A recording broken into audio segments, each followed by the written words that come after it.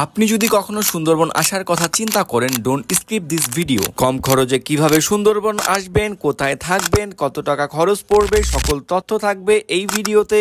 মাত্র 4500 টাকায় duplex AC cottage, 4 বেলা খাবার, 1 ঘন্টার মতো সুন্দরবনে নৌকা দিয়ে ভ্রমণ এবং মংলা ফেরিঘাট থেকে রিসোর্টে যাওয়া আসা সকল সুবিধা থাকছে এই প্যাকেজে। আমরা ছিলাম জঙ্গলবাড়ি ম্যানগ্রোভ এই রিসোর্টে। চলেন এই রিসোর্টের একটু ঘুরে দেখাই, এরপরে রুমগুলোর প্রাইস কেমন, কি সুবিধা পাচ্ছেন বলার চেষ্টা করব।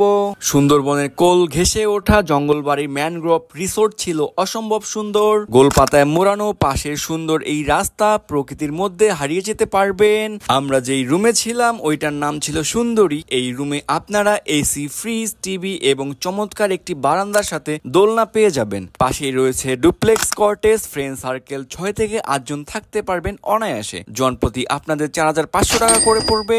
আপনারা যদি এক রুমে 2 জন থাকতে চান তাহলে জনপ্রতি 6 থেকে 7000 টাকা করে দিতে হবে।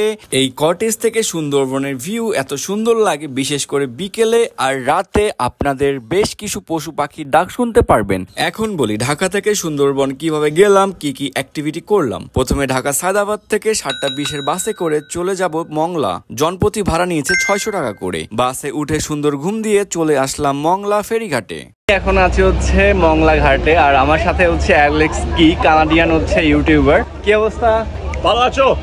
ইয়েস, আমরা ভালো আছি।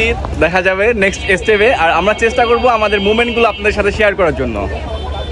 আমরা এখন সবাই বোটের দিকে যাচ্ছি, আর বোটে করে আমরা সবাই চলে যাব রিসোর্টে।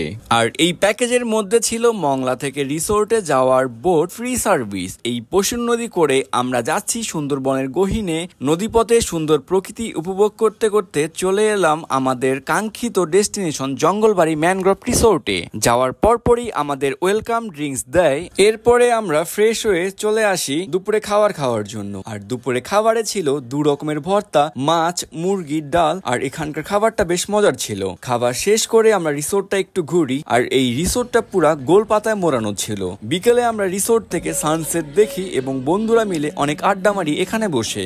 সন্ধ্যায় হালকা নাস্তা করি, দেন ক্যারাম খেলি, নিজেদের মতো সময় এনজয় করি। আর রাতে 10টার মধ্যে তারা ডিনার দিয়ে দেয়। ডিনারে ছিল হাঁসের মাংস, ডাল, ভাজি। রাতের খাবার শেষ করে পরিবেশটা উপভোগ করি। সন্ধ্যায় এই রাস্তাটা 2 পাশে লাইট জ্বালাই দিছে, গোলপাতার মাঝখান দিয়ে রাস্তাটা খুব অ্যাস্থেটিক লাগছে। আর পাশেই রিসোর্টগুলা খুব সুন্দর।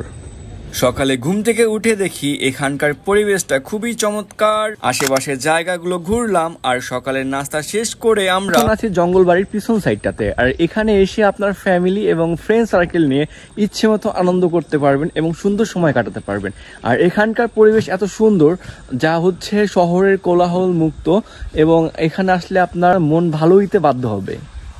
নৌকা করে সুন্দরবন গহীনে ঘুরতে চলে যাই। সত্যি খুব অসাধারণ ছিল আমাদের এই জার্নিটা।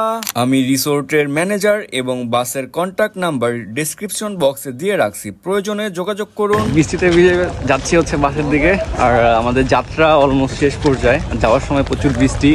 দেখা হবে আবার নেক্সট কোনো ভিডিওতে। থ্যাংক ইউ সাথে থাকার জন্য।